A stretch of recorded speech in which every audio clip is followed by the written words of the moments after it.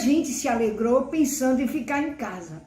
Trabalhar assim é bom, diz feliz a moçada, mas a quem serve esse horário? A mesa vai explicar como se dá a jornada. Boa noite! Boa noite a todos que estão participando conosco do primeiro Congresso Internacional Digital da Cairu. Hoje é o nosso segundo dia de congresso e ainda teremos o sorteio de um curso de extensão. Olha que maravilha!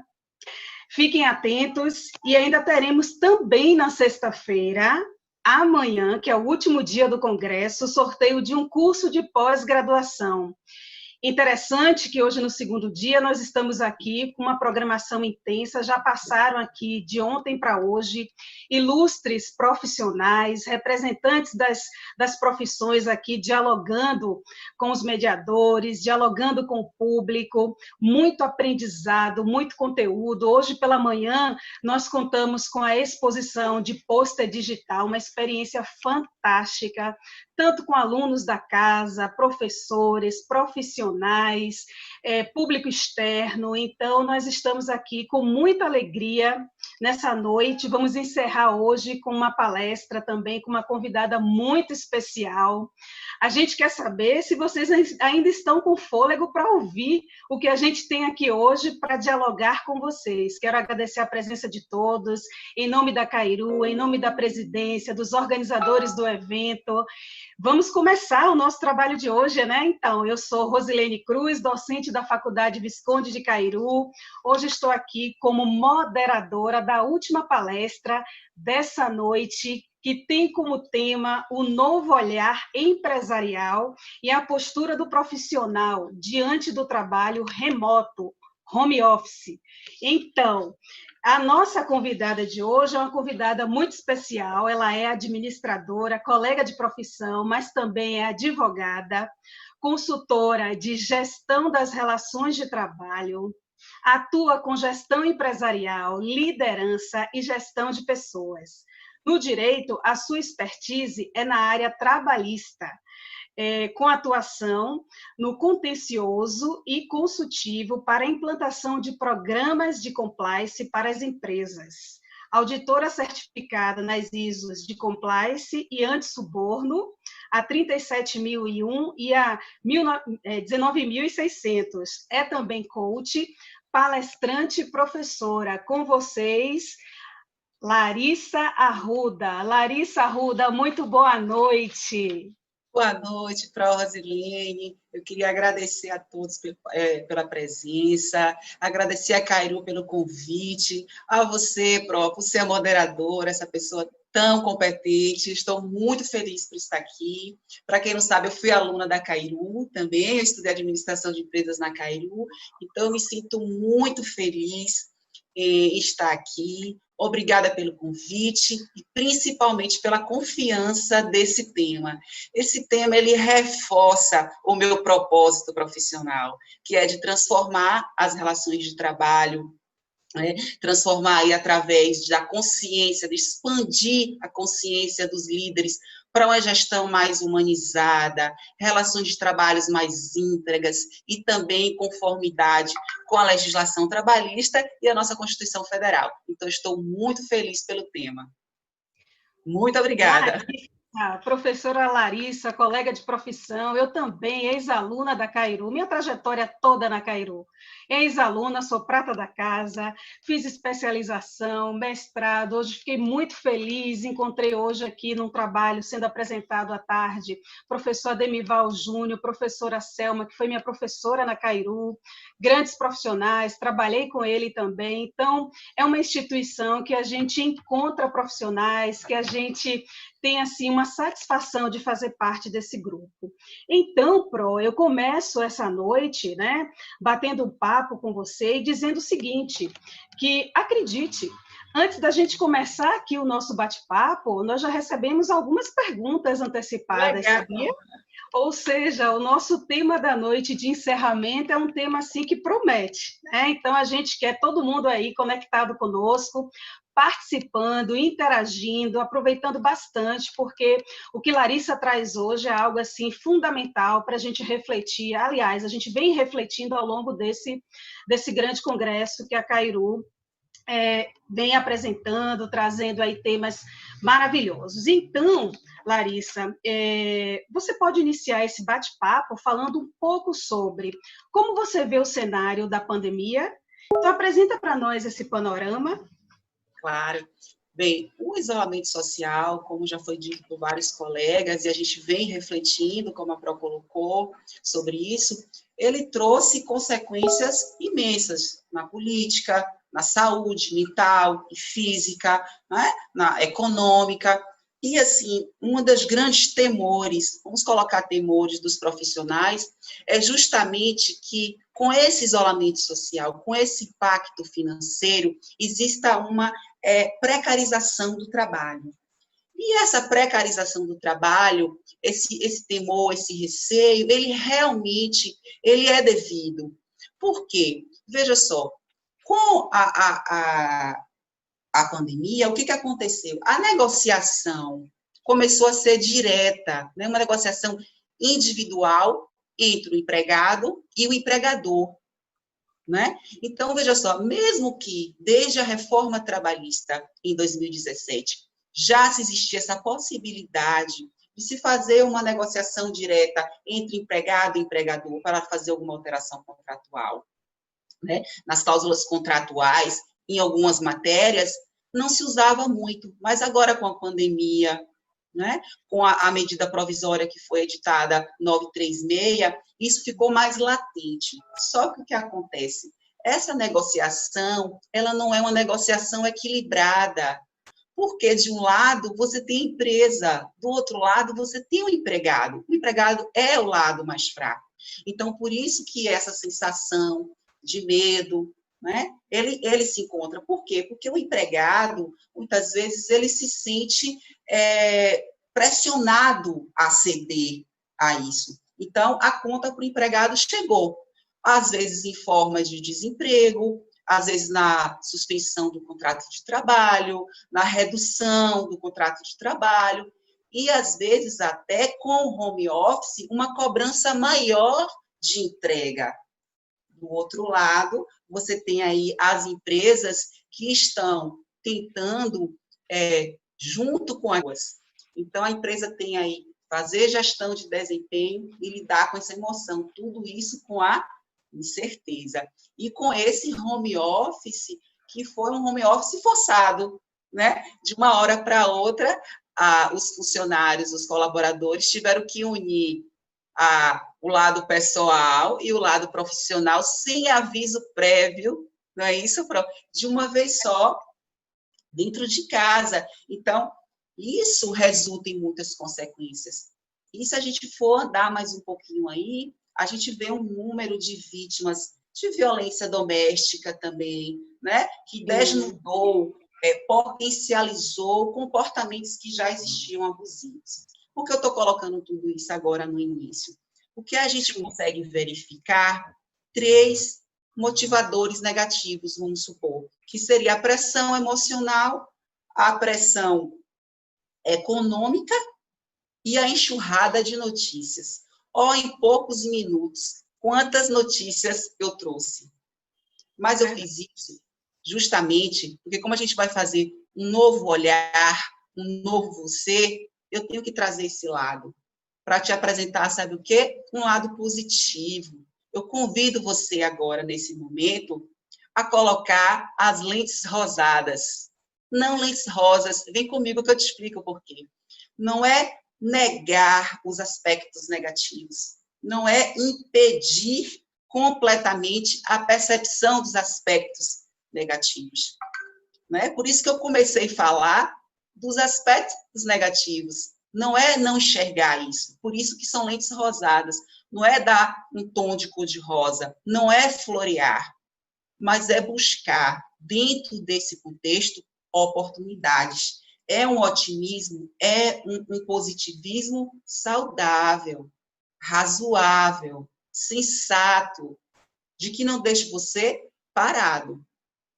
correto? Então, assim, nem tudo são flores. Não é como algumas vezes a gente discute, a pessoa fala assim, isso é filosofia de coaching, isso é filosofia da psicologia positiva. Hoje, nesse momento, a gente não está aqui para discutir teorias, a gente está aqui para entender que é um fator que a gente tem de proteção e de enfrentamento, que a gente não tem só que se defender, a gente precisa enfrentar, é pensar positivamente. Então, independente de qual teoria, a gente precisa enfrentar isso.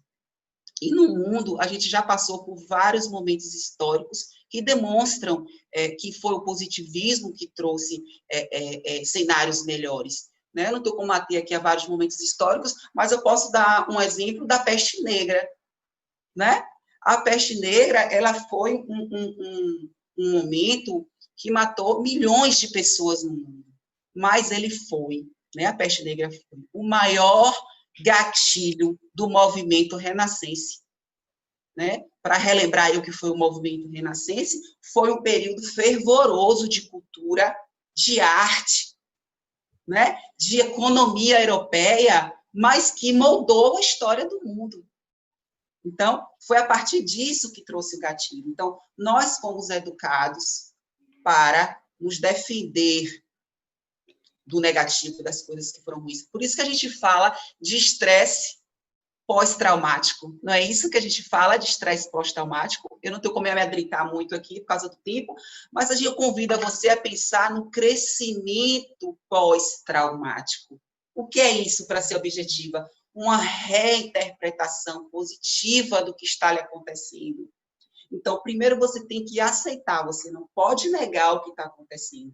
Coloque suas lentes rosadas e busque a oportunidade de crescer e de enfrentar esse momento. É assim que eu vejo o quadro. Professora Larissa, muito bom você trazer esse panorama, essa visão, porque é uma visão sensata, a gente não tem como não considerar que é um grande desafio tudo que nós estamos enfrentando.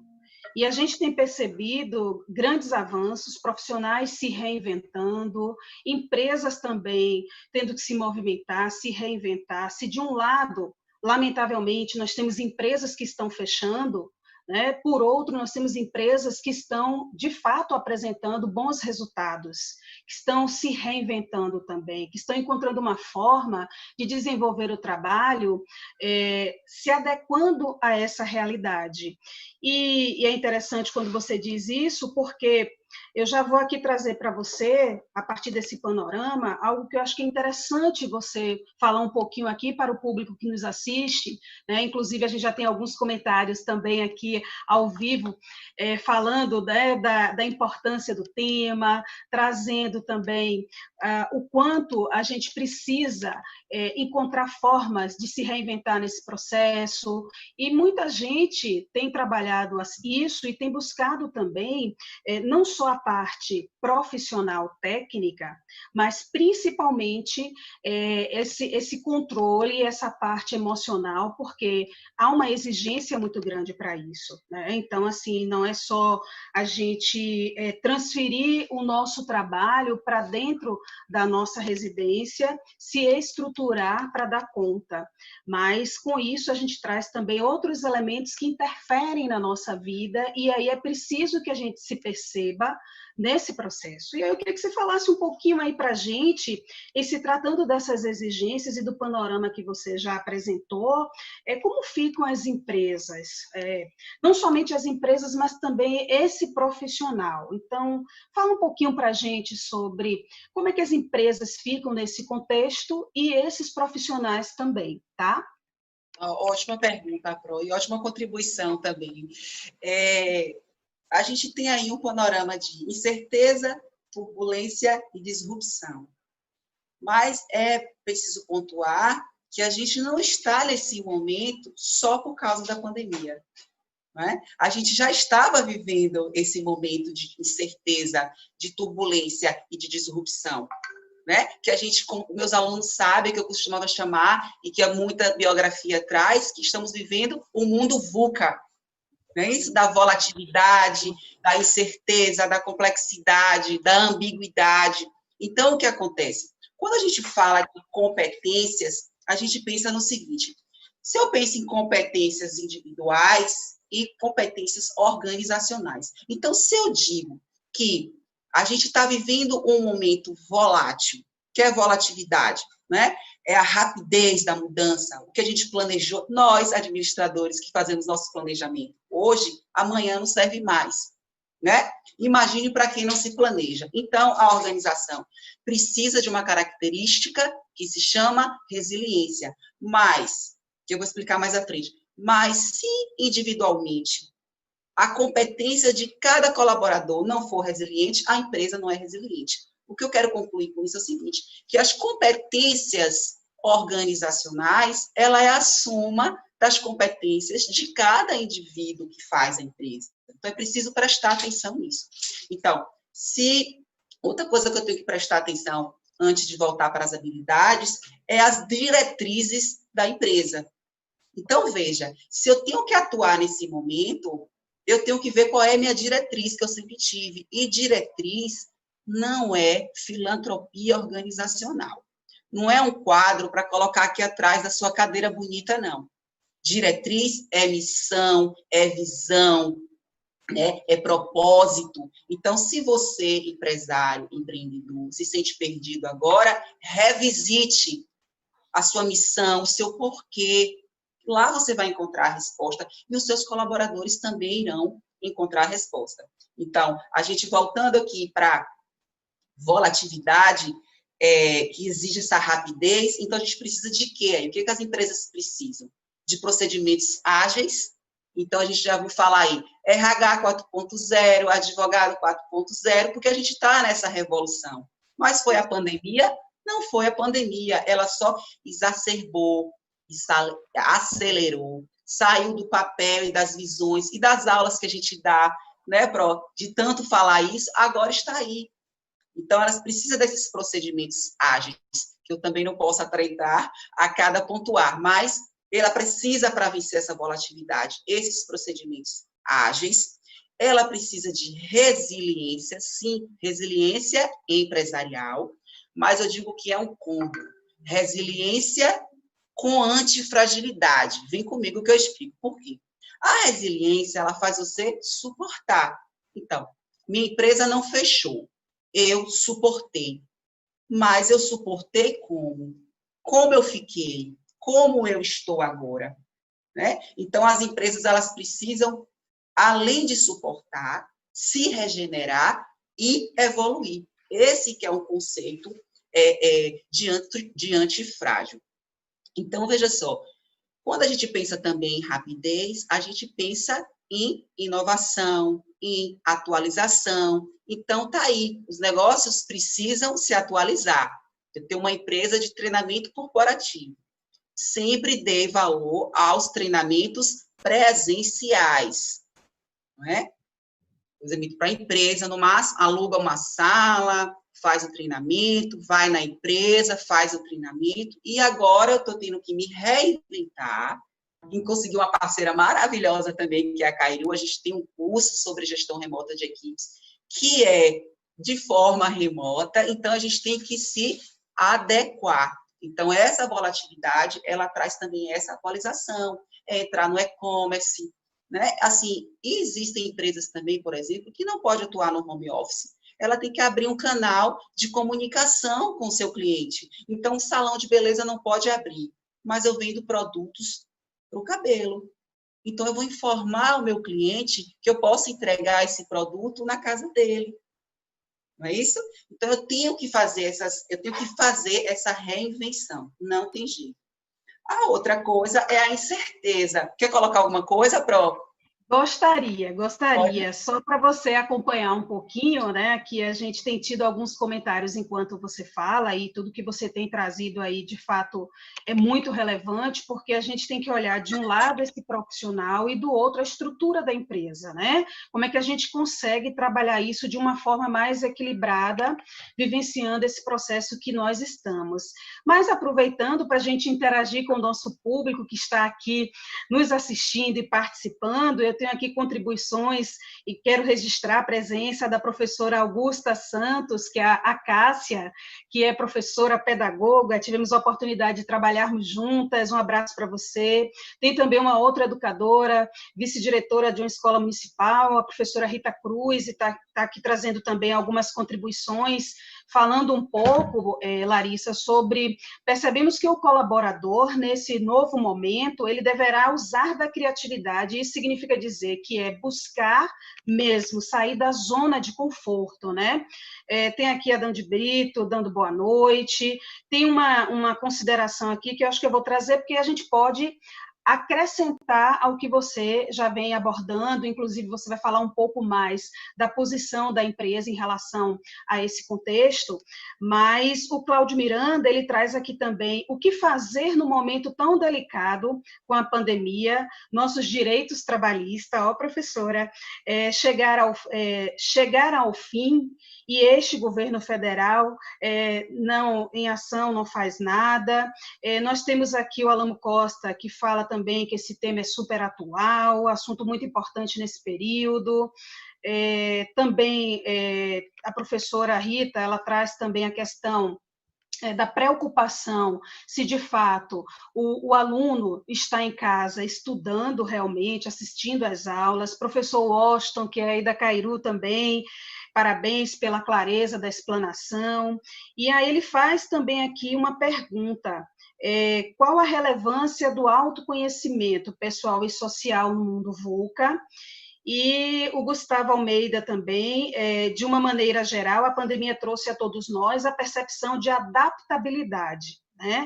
Que era meio oculto, entre aspas, o olhar nu, digamos assim, modelo de gestão da atualidade. Então, assim, a gente agradece essa participação, as considerações, as perguntas, a gente vai buscar aqui manter tanto essa conexão com vocês, né? Mas a Larissa tem muita experiência, conteúdo para compartilhar conosco, então as contribuições, elas casam perfeitamente, Larissa, e até as perguntas que chegaram até aqui, até nós, dentro do que você vem trazendo, né? Esse processo de adaptação, de reinvenção.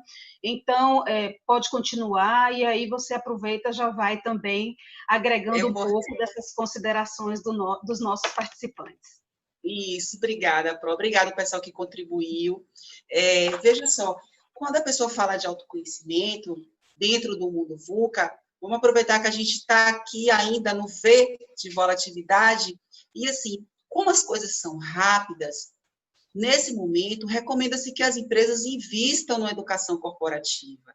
E investir em educação corporativa é diferente de fornecer treinamento, né? O treinamento está dentro da educação corporativa, porque a educação corporativa é uma estratégia a longo prazo. Você vai aí criando uma cultura de aprendizado, né? Pessoas que aprendem. E como eu vou fazer com esse aprendizado que eu estou recebendo? Porque não adianta apenas investir em treinamento em educação corporativa e você não sabe como o funcionário, o colaborador, vai aplicar aquele conhecimento que ele está recebendo dentro das empresas. Ele vai contribuir para as mudanças que estão ocorrendo, correto? Então, outra coisa, a empresa tem um processo de governança corporativa que abraça essas ideias, eu treino as pessoas, elas podem colocar as ideias dela? Tem isso também. Então, assim, o autoconhecimento é importante em qualquer tipo de estudo aqui. Então, dentro dessas habilidades, a empresa vai ter que fazer um estudo do perfil comportamental, que eu vou falar mais na frente, da equipe dele para trabalhar remotamente, e isso vai começar também pelo autoconhecimento, porque o próprio colaborador, ele precisa dizer que ele está sentindo dificuldade. Então, precisa ter um canal aberto para isso aí. Então, dando continuidade, né, o anacrônico em inglês do mundo VUCA, a gente tem aí a incerteza, que reforço novamente, que não veio trazido só pela pandemia, né? Que é a dificuldade de prever algo com exatidão. Então, como eu não tenho isso, o que é que eu tenho que investir? Invista na gestão colaborativa. E, mais uma vez, olha o treinamento, olha o autoconhecimento. Os líderes, nesse momento, eles precisam também trabalhar o autoconhecimento em relação a isso, porque eles precisam acabar com crenças limitantes, de que treinar um funcionário, ele vai saber mais do que ele, não tem isso? O ego, e começa a atrapalhar o processo de aprendizagem. Então, o autoconhecimento no mundo passa muito por isso também, né? Então, a gente tem que aí trabalhar essa gestão colaborativa. Por quê? Porque na incerteza eu preciso de flexibilidade, e flexibilidade não funciona na estrutura de comando e de controle. Então, e, Larissa, me permita até uma coisa acrescentar nessa sua fala, que quando eu treino o colaborador, e assim, às vezes o gestor ele tem o receio assim, aquele receio de, por exemplo, se eu treino, de repente ele pode me ultrapassar, ele pode tomar o meu lugar. Eu costumo dizer sempre aos meus alunos também que é o seguinte: se eu não preparo o meu sucessor, eu não tenho como crescer na minha carreira. Eu não tenho como, até dentro do ambiente do meu espaço de trabalho, poder fazer uma outra formação, investir em outras possibilidades dentro da própria empresa, dentro da própria organização, porque eu não estou preparando profissionais que possam fazer a sucessão. Né? Então, essa preocupação de que o outro profissional, de repente, vai assumir o meu lugar, porque, de fato, eu estou treinando, eu estou capacitando alguém que está fazendo parte da minha equipe, que é um colaborador, então, é algo que, inclusive, é ultrapassado. Eu acho, a gente percebe hoje que essa mudança toda que nós estamos vivenciando, isso nos mostra o quanto a gente precisa se preparar a nossa equipe. Se falou muito hoje, assim, nós tivemos um momento de todos até então, todos interessantes, mas hoje à tarde nós tivemos um momento da mesa com as representações dos conselhos, e todos trouxeram a preocupação, né, de já estarem trabalhando por cada profissão, com todas as mudanças, inclusive antes da pandemia. Nós que somos da administração, nós sabemos que as nossas diretrizes, elas eram de 2005 e acabou de passar por um processo de atualização. Então, assim, 15 anos depois, e trazendo uma grande preocupação que nós da administração também sempre tivemos, que é trazer cada vez mais a prática, né? Então, assim, aí a gente ouve também outros profissionais, representantes do Conselho de Psicologia, da OAB, de contabilidade, enfim, todos eles da educação, todos trazendo uma preocupação de uma construção coletiva.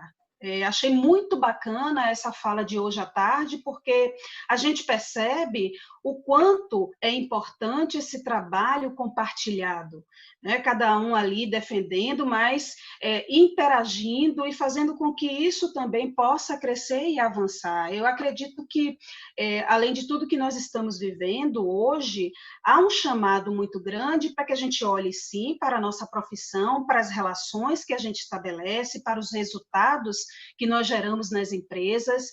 A gente tem aí a tecnologia presente, e aí eu gostaria até de aproveitar e trazer, porque a Cairu, ela tem, nesses últimos anos, cada vez mais avançada, é uma instituição que tem mais de 100 anos, você como ex-aluna, eu também, a gente acompanhou e vem acompanhando hoje, enquanto profissionais da instituição, essa preocupação de acompanhar essa evolução, trazendo a tecnologia, mas sem perder de vista as relações humanizadas. Então, assim, eu senti que esse momento para a gente foi um momento de muito engajamento, de muita conexão, e o resultado hoje aqui, a gente está vivenciando com esse congresso, que é um congresso digital, que é um congresso internacional, conectando pessoas de outras cidades, de outros estados, de outros países, né? Então, que coisa bacana, e o quanto que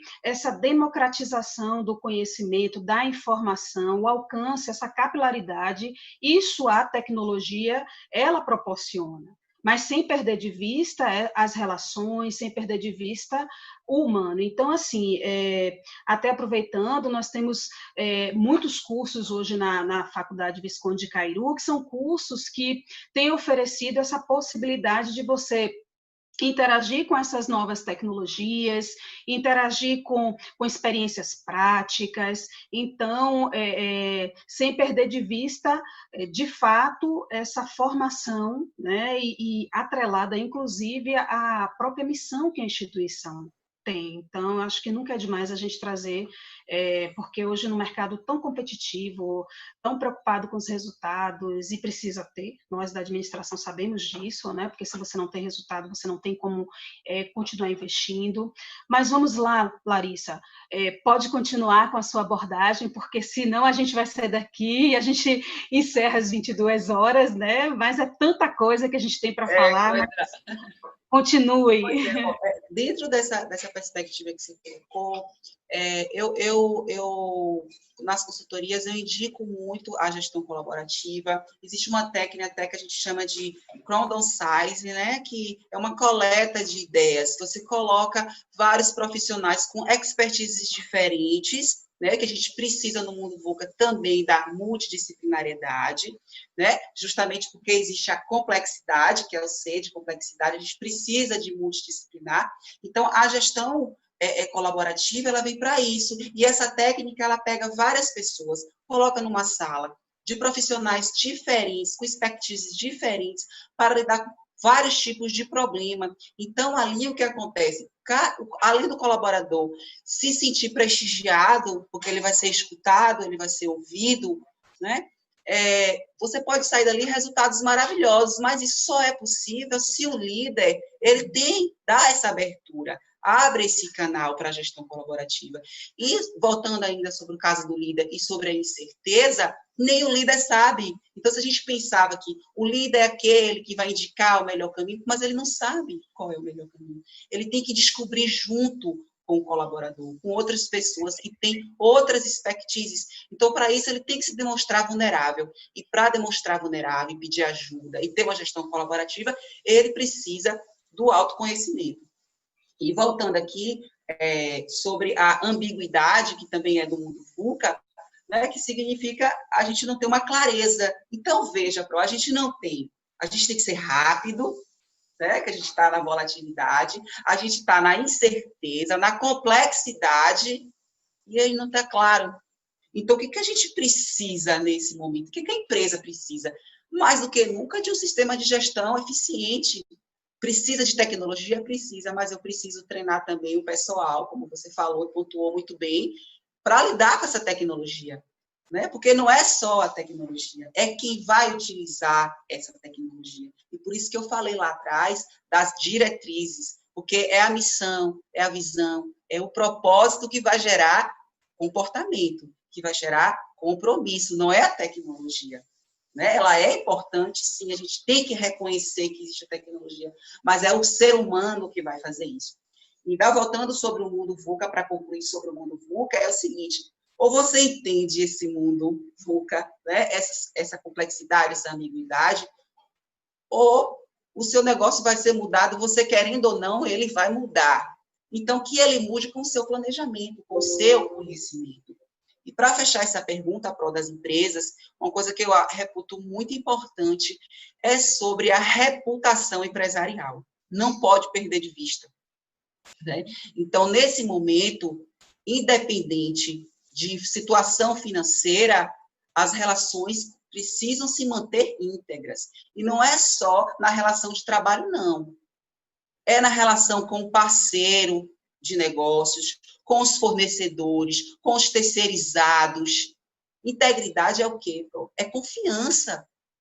Confiança é integridade. Você não tem, isso você não pode perder. Então, uma empresa passa anos construindo uma reputação e por causa de uma demissão mal feita, né, que não foi gerenciada aquela demissão, então você não trabalhou a despedida humanizada, uma gestão humanizada, num questionário para ser feito. A pessoa tem que sair de lá, né, a pessoa que foi dispensada, para dar uma guinada na vida dela, não é isso? Para ela sair da zona de conforto, se mexer, e não o contrário. Então, isso é valor empresarial, reputação é valor. E também a conformidade legal, a conformidade com a legislação trabalhista. Esse momento não é o momento de né, de ultrapassar a lei, já teve medidas provisórias aí, né, que utilize das medidas provisórias. Agora, outra coisa, independente de medida provisória, de permissivos legislativos, as empresas precisam verificar se o que a lei está permitindo se aplica ao meu negócio, aquele permitido.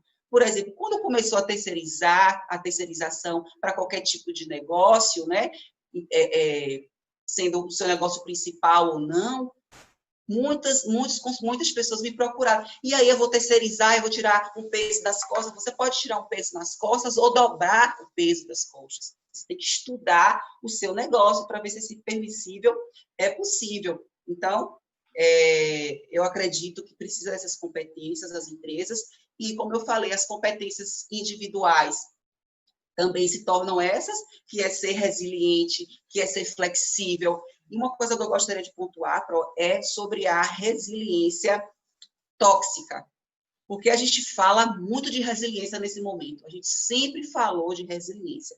Primeiro, resiliência não é lente rosa, é lente rosada, você não vai ser teimoso, não é isso? Vai ficar insistindo no que não deve, né? E aí por isso que o autoconhecimento é necessário. E a outra coisa é reconhecer o lado tóxico, porque, veja, existe muito líder, muito gestor que está usando a resiliência para exigir mais do colaborador, seja resiliente. E aí, ó o excesso começando. Então, a pessoa começa sendo resiliente e termina na síndrome de burnout, que é a síndrome do esgotamento profissional, que vem desse assédio, né? E o assédio tem que ser tratado nas empresas, né? Isso aí é um olhar que as empresas precisam verificar. E, voltando sobre os limites do lado tóxico, a gente tem que saber o seguinte, que ser resiliente é você conseguir suportar aquilo, mas depois você consegue se reenergizar, se reequilibrar novamente, senão você fica doente, né? Então, precisa saber disso. E a outra coisa, senão eu fico falando muito de resiliência, porque é um tema que realmente me incomoda, porque eu acho que usam de forma muito equivocada, que resiliência não é aceitar tudo calado, não. Isso é superveniência. Ser resiliente é se posicionar, né? É dizer, olha, existe uma outra forma de fazer o trabalho, eu não quero esse projeto, eu acredito que esse projeto é melhor, existe uma outra forma de fazer a tarefa. Então, ser resiliente é se posicionar. E duas habilidades que eu acho que muito importantes para o profissional, que a Pro colocou também sobre o profissional, que a Você Se.A. trouxe, que eu nunca tinha escutado essas duas habilidades. Uma chama, e eu gostaria de compartilhar, que é amabilidade e trababilidade. Eu nunca tinha escutado esses termos. Amabilidade, a mistura de ambição com humildade. Então, a amabilidade seria aí uma sede pelo conhecimento, né? E para conhecer, eu preciso reconhecer que eu sou humilde, que eu preciso galgar outras capacidades, outras habilidades. Então, eu faço essa junção. Então, nesse momento, eu preciso ter a amabilidade. E a outra é a trababilidade. Por quê? Então, se você quer galgar outras carreiras, né, se dentro da empresa que você está, né, você não quer investir só naquela empresa porque o negócio pode ter ficado frágil, não é isso? Então, você vai o quê? Trabalhar por outras vertentes. Então, se você for dispensado, o que eu vou fazer com esse conhecimento de 10 anos de empresa? Eu vou fazer curso, eu vou dar consultoria. Então, é a trababilidade. Eu achei fantástica essas duas características, Pro. Muito interessante. E os comentários não param de chegar. Tem aqui o Álamo que diz o seguinte: como qualificar as horas extras desse período de pandemia? Como funciona esse processo?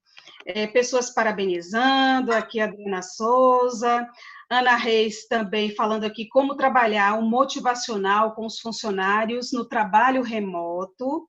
E nós tivemos uma contribuição aqui, que o Rafael Teixeira diz o seguinte: muitos profissionais estão se reinventando e até tendo uma melhor produção, mas também antes da pandemia, né? Então, assim, é interessante trazer isso, porque a gente verifica que a gente tem falado muito desse momento, porque é o que nós estamos vivendo, estamos passando por uma experiência única, a gente nem sabe como lidar, a gente está aprendendo a lidar com tudo isso, e é tudo muito novo para todos nós, então eu sinto também que a gente fala da experiência do trabalho remoto, e foi um desafio trazer realmente tudo para casa, trazer a educação para casa, né? Porque a gente que trabalhou sempre, eu já tinha trabalhado com o ensino à distância, mas trabalhar com o ensino remoto nessas condições foi um desafio para todos nós, e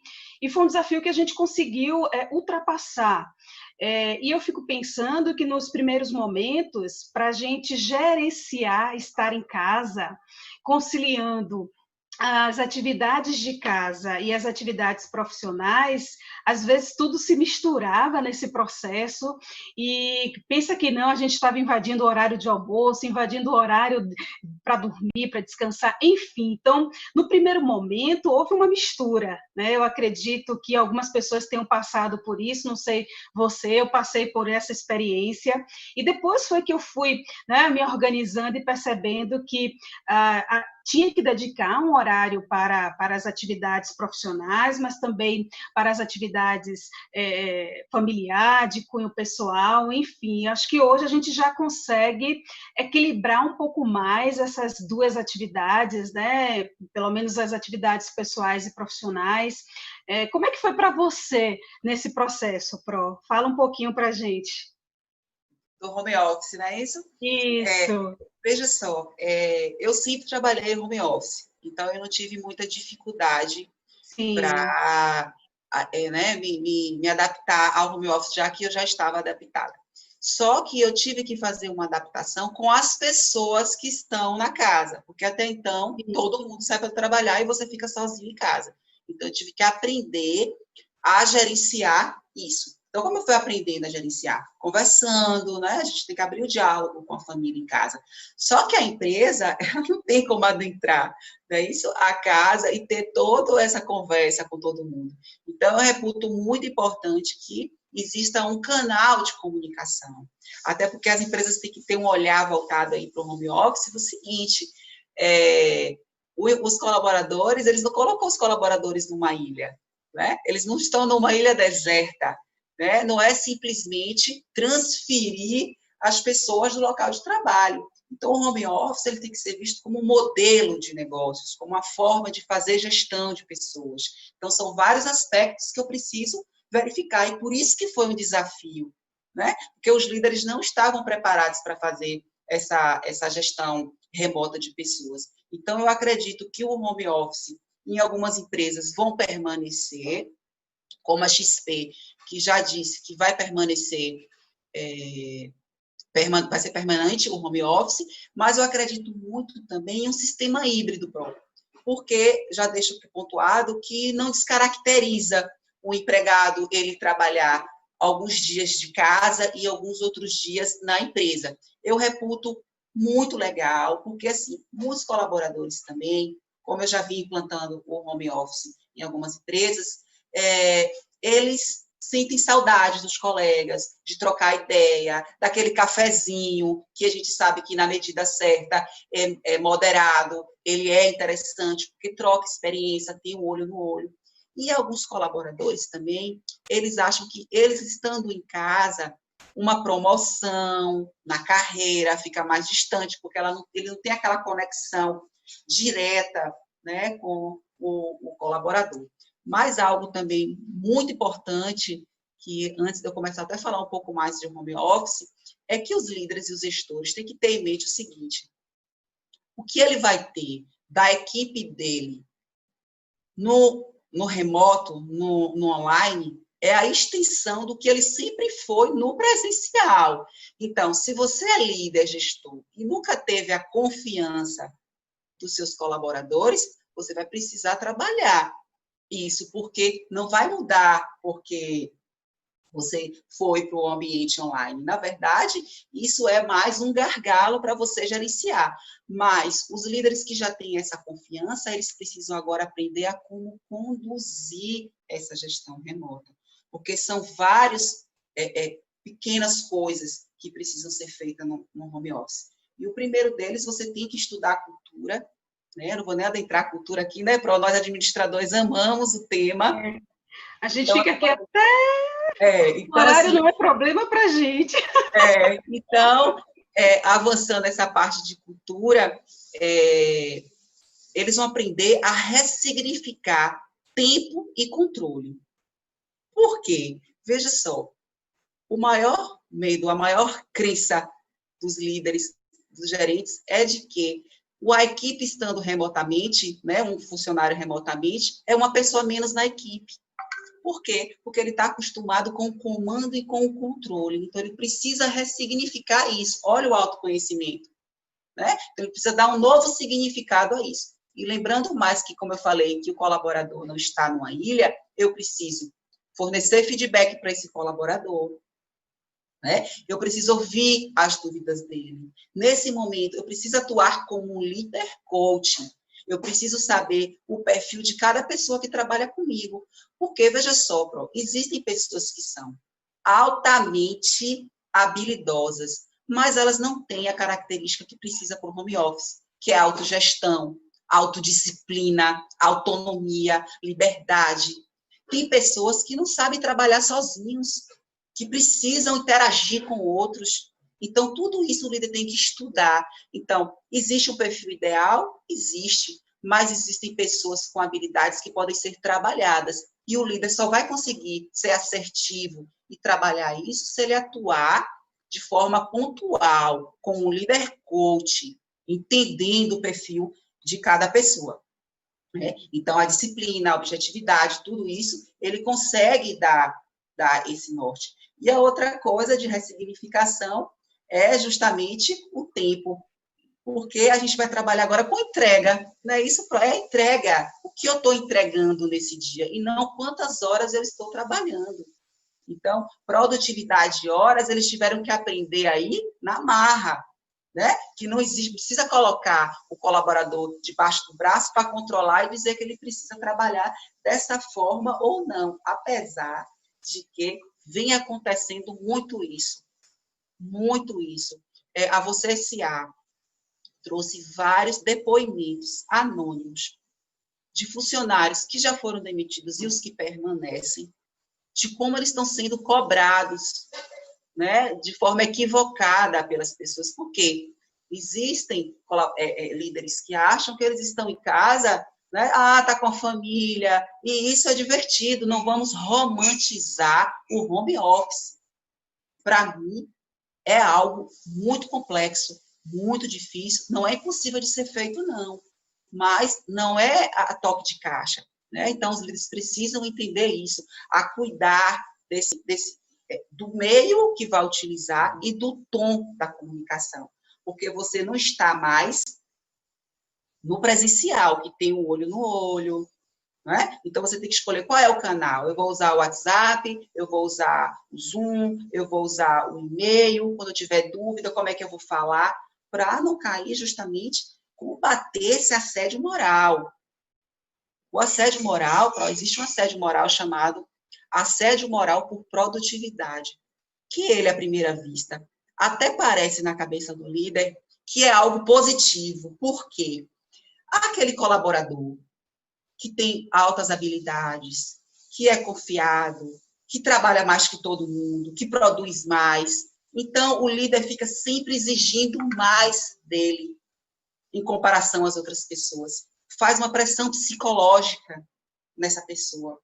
Ele sofre, e o que acontece é o efeito contrário. Você tem um empregado adoecido, afastado, né? Como eu falei da síndrome de Burnout, ela é uma doença ocupacional, ela vai ser afastado por causa disso, entendeu? Então, a empresa precisa criar mecanismos contra o assédio moral. Então, ele tem aí código de conduta, né? Você pode criar um código de conduta, de normas, dizer que é proibido na empresa o assédio moral e como é punido esse assédio moral, treinar a liderança, explicar o que é um assédio moral. Gente, bater na mesa e chamar de incompetente, de que não fez a tarefa certa, isso é assédio moral. Então, eu vou explicar o que é isso, eu vou treinar, eu tenho que abrir um canal de denúncias anônimo, e isso não é só para empresa grande, não. É para a empresa geral. Um canal de denúncia, a gente até uma caixinha, né? Um e-mail, né? Então, assim, algo que você esteja proteger aquela pessoa do anonimato. E já que você abriu a denúncia, que você investigue, que você puna. Então, você precisa criar esses mecanismos para não ter esse colaborador adoecido. Quer colocar alguma coisa, Pro? Interessante aqui, a gente passa horas lhe ouvindo e o quanto a gente aprende também, né? Porque, na verdade, assim, perceba uma coisa, você disse algo que a gente que é da administração, e você, além de ser administradora, é também da área do direito, atua nas duas áreas, isso também é interessante, porque, assim, muitas vezes a gente coloca o profissional, e você trouxe isso muito bem, aquele profissional que é dotado de uma habilidade para desenvolver uma atividade que ele realmente não está apto. E esse líder, muitas vezes, ele não percebe isso. Não é porque aquele profissional não é bom, é porque, na verdade, ele não é para aquela atividade ou para aquele formato de trabalho. Por outro lado, a gente também vive um momento, e não vamos dizer que é um momento somente de pandemia, e a gente já vem há um bom tempo olhando para isso, é a necessidade da gente também se adaptar, sem perder de vista os nossos valores, o que a gente acredita, o que a gente gosta de fazer, o que é a nossa profissão, né, o que nós escolhemos enquanto profissionais para atuar, mas o quanto é importante esse autoconhecimento, porque isso vai nos dar a possibilidade de enxergar o que realmente eu estou passando. O que eu estou buscando? Essa minha atuação, eu consigo me adaptar em função desse momento ou porque realmente eu tenho que estar me adaptando ao longo de um processo? Porque isso me leva também a um crescimento, né? E aí é sempre bom a gente trazer um pouquinho das contribuições, porque o público está aí conectado, a gente ficou preocupado, nossa, a última palestra, será que eles estão com gás? Tem gente que está aqui desde de manhã, nós estamos com programação aqui no Congresso desde o turno da manhã, então são 3 turnos, né? Tem gente que está no turno da manhã, à tarde, acompanhando toda a programação, que bacana. Então, assim, tem algumas considerações por exemplo, a professora Graça Barreto diz o seguinte, ela traz uma pergunta: como fazer o trabalho remoto com os colaboradores sem estrutura ergonômica para o trabalho em sua residência? Percebo aqui que nós já estamos com adiantada hora, mas eu vou trazer algumas considerações e perguntas. Essa pergunta eu trouxe, desculpa, essa já seria o próximo passo. Para você. Eu vou pedir só para você segurar um pouquinho para a gente tentar, porque eu estou vendo que quando o tema é bom, né, o convidado é bom, passa rápido. Então, a gente tem aqui a professora Ina Márcia, dizendo que concorda plenamente com as suas considerações. Tem também aqui a professora Rita falando sobre a importância do treinamento. Ela fala, inclusive, a importância do que você trouxe dos treinamentos para as empresas. Gente mandando abraço, parabenizando, a gente quer ler todos os comentários, dá atenção a tudo, me perdoem se a gente está aqui passando batido com alguns comentários, mas, enfim, receba aí todo o nosso carinho e a nossa atenção. O professor Washington também traz uma outra consideração excelente, as suas observações sobre a resiliência tóxica, né? Não conhecia esse conceito, então, a Meire fala que a modalidade adotada pelas empresas hoje, por conta da pandemia, é, de fato, home office ou teletrabalho. Então, acho que é legal falar um pouco sobre o home office e o teletrabalho, e essa questão também aqui que a professora Graça, que é a vice-presidente do Conselho Regional de Administração, que bom que ela está aqui conosco também. Bom, e aí, se você puder, acho que vai antecipar um pouquinho, acho que nós só temos 10 minutos, temos que deixar uns 5 Ai, minutinhos meu para Deus. encerrar. Vamos correr aqui. Tá Veja boa. só, sobre a saúde ocupacional, Uhum. é um olhar que as empresas precisam urgentemente verificar. Até porque a própria legislação trabalhista, ela diz o seguinte, que não é porque o funcionário ele está de casa, né, que o compromisso, né, da empresa em fiscalizar o trabalho do empregador, ele se apagou. Os poderes do empregador, ele continua. Então, o poder disciplinar, de aplicar sanções. Então, eu posso aplicar uma advertência, eu posso aplicar uma suspensão, eu posso aplicar uma justa causa pelo colaborador home office, eu posso fazer isso. Agora, com que eu vou aceitar isso? Faça um regulamento interno, faça um código de conduta para você ter ali fundamentado a sua decisão. E sobre a saúde ocupacional, é interessante fazer manuais informativos, infográficos sobre tudo sobre a ergonomia. Então, precisa se fazer isso. A empresa ela não pode adentrar a casa do trabalhador e ver se ele está trabalhando assim assado, não é? Mas você pode enviar um vídeo de como ele vai ajustar a cadeira, né? Se ele tiver dúvida, como, você tem que informar ele de tudo, de todas as regras, e de forma clara. E, mais do que isso, você tem que fazer aí um termo de responsabilidade de que o funcionário, ele recebeu todas as instruções para ele desenvolver o seu trabalho.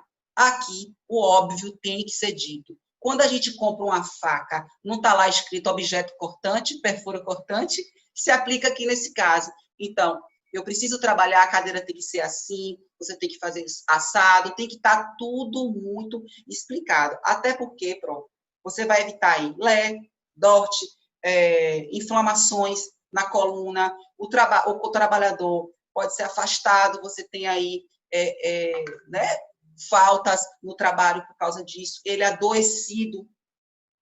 Os tribunais regionais do trabalho, inclusive, eles falam o seguinte, que o labor prestado em domicílio, como o teletrabalho, como o home office, não exime o empregador de fiscalizar. Então, o poder disciplinar, o poder fiscalizador, o poder de controle, todos os poderes, eles continuam. Então, assina esse termo de responsabilidade de que ele respondeu para poder preservar a saúde do colaborador.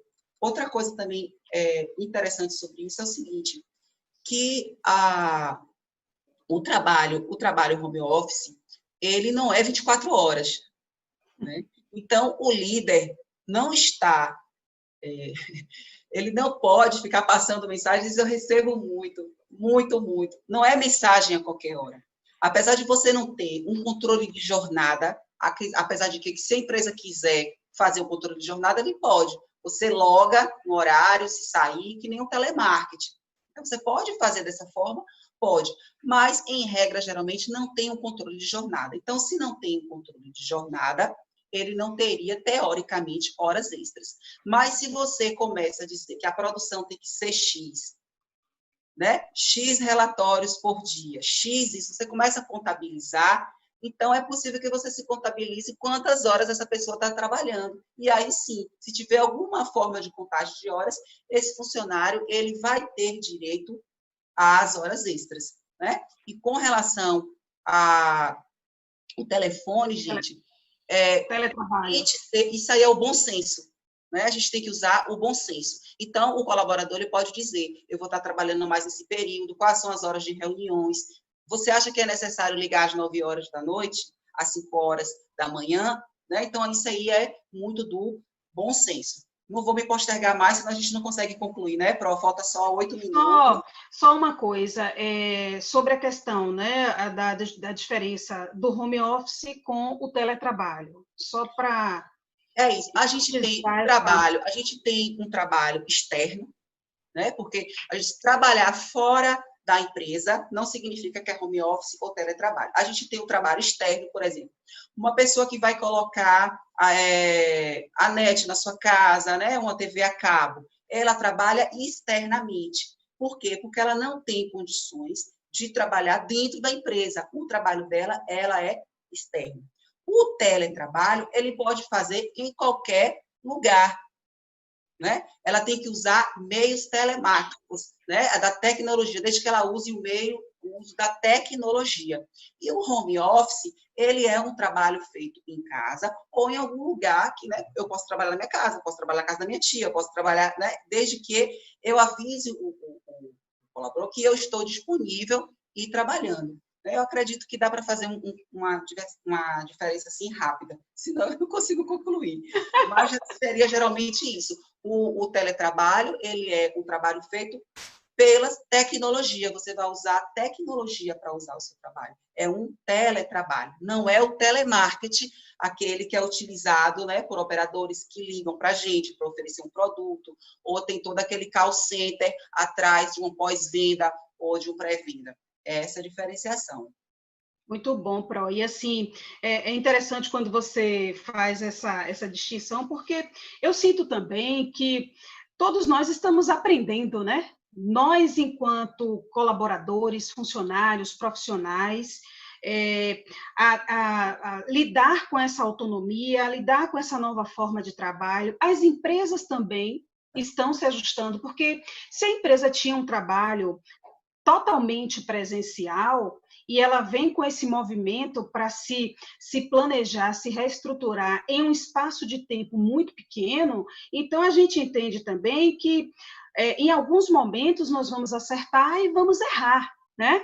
Por quê? Porque estamos num processo de adaptação. Então, por isso que esses temas, essas discussões, elas são muito relevantes, porque aprende o profissional e aprende também o empresário, o empreendedor, o dono do negócio, enfim. Acredito que daqui a algum tempo estaremos melhores em relação a todo esse processo, né? Muito bem, estamos chegando aqui já para os minutos finais, teríamos até mais coisas aqui para a gente poder dialogar. Então, eu vou pedir a você, Larissa, dizer assim da minha alegria também, da minha satisfação de estar aqui com você nesse momento, agradecer também a Cairu, que é uma instituição que eu tenho um carinho muito grande.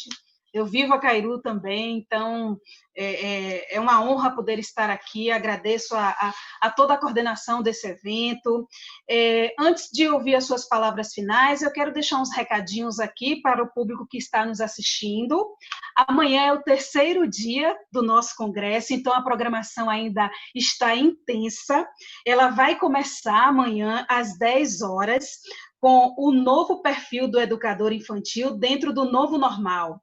Uso das tecnologias na aprendizagem da criança. Olha que bacana. Então, nós estamos tendo temas, abordagens profissionais de todas as áreas, né? Então, isso é muito bom.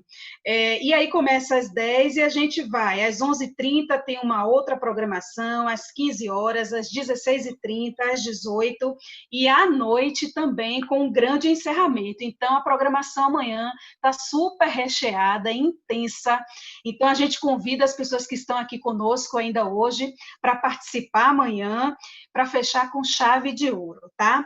Quero também dizer aos presentes que aqueles que não são ainda alunos da casa ou que já foram, têm interesse também em fazer outros cursos, ou até mesmo divulgar e enfim, ampliar aqui.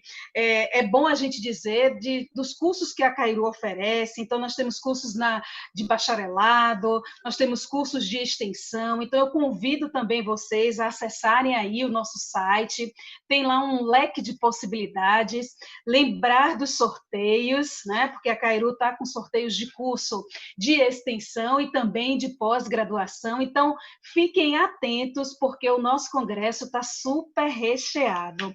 E nos minutos finais, eu peço para que Larissa, né? Eu acredito que a gente tem aí um minutinho para você, e já lhe agradecer imensamente, é muito conteúdo, muita experiência para a gente conversar, passou rápido, mas foi assim muito agradável, fluiu assim maravilhosamente bem, lhe agradeço, foi um prazer imenso estar aqui com você, dividindo esta mesa, tá? Então, eu vou lhe pedir que, primeiro, lhe perguntar, o home office veio para ficar? E peço que você finalize aí com alguma contribuição, dicas em relação ao nosso tema, o que é que você quer deixar aí para os nossos participantes. Pode falar, com a Eu que palavra. agradeço, Pro, dividir essa mesa com você, pela sua competência, pelo seu carisma, pela forma que você me recebeu, pelas trocas de ideias. Aprendi muito com você. Muito obrigada pela receptividade. Obrigada, professor Paulo, Pro Tereza, todos os professores que me receberam sempre muito tão bem. Por isso que eu voltei a casa, fui lá que fui procurar a Cairu, porque eu sempre fui muito bem recebida, e a gente se sente aquele senso de pertencimento que a gente fala, a gente administrador, a gente fala que é da área de RH, é isso que a gente sente quando a gente sai, né, da Cairu e retorna assim. Então, pelos minutos finais, assim, eu acho que o home office ele veio para ficar para algumas empresas, para as outras eu acredito no sistema, pode ser híbrido, né, uma parte no home office, outra parte não. Para as empresas que ainda não conseguem identificar uma forma de trabalhar no home office, você pode pegar tarefas que são feitas de uma forma que você precisa estar presente e partilhar em células, em procedimentos, para que um pedaço daquela possa ser feito de forma digital. Olha os procedimentos ágeis, olha o Scrum, tudo isso a gente pode utilizar, e aí você pode fazer um revezamento de turnos, né? Uma determinada equipe trabalha de segunda a quarta de casa, outra terça e quinta, você pode fazer esse revezamento para diminuir o contágio, né? Pessoas que ainda estão com receio de voltar para trabalhar, enfim. Mas, para não prolongar muito no home office, eu queria deixar uma mensagem que é algo que eu achei assim, muito interessante, é uma frase pequena, curta e objetiva, até para o tempo, vai cair bem, que é de Euclides da Cunha, quando ele escreveu Os Sertões, apesar de falar isso para um sertanejo se adaptar, né, eu acho que se aplica de certo nesse momento, que é viver é adaptar-se. Então, independente do momento, viver é se adaptar. Então, se adapte, porque o preço de não fazer nada agora é muito maior. Acredite aí que dentro de você existe algo, né, existe um caminho. Então, quando a gente está desesperançoso, a gente não consegue enxergar. Então, enxergue. É isso que eu queria deixar para vocês. E muito obrigada a todos os presentes, todo mundo que contribuiu, eu fiquei muito feliz. Muito obrigada. Maravilha, e só para fechar, porque é conteúdo, e é uma professora também da casa, ela contribui dizendo assim, que o home office não é previsto na CLT, né? O teletrabalho home office precisa cumprir a carga horária total em casa, já o teletrabalho é flexível quanto a isso, né? Então, acho que fecha aí também com chave de ouro esse esclarecimento para todos nós. Pro, muito obrigada. Cairu, nós agradecemos também, parabenizamos. Eu, como professora da casa, muito feliz de estar aqui participando desse evento, esse que marca uma nova era para todos nós.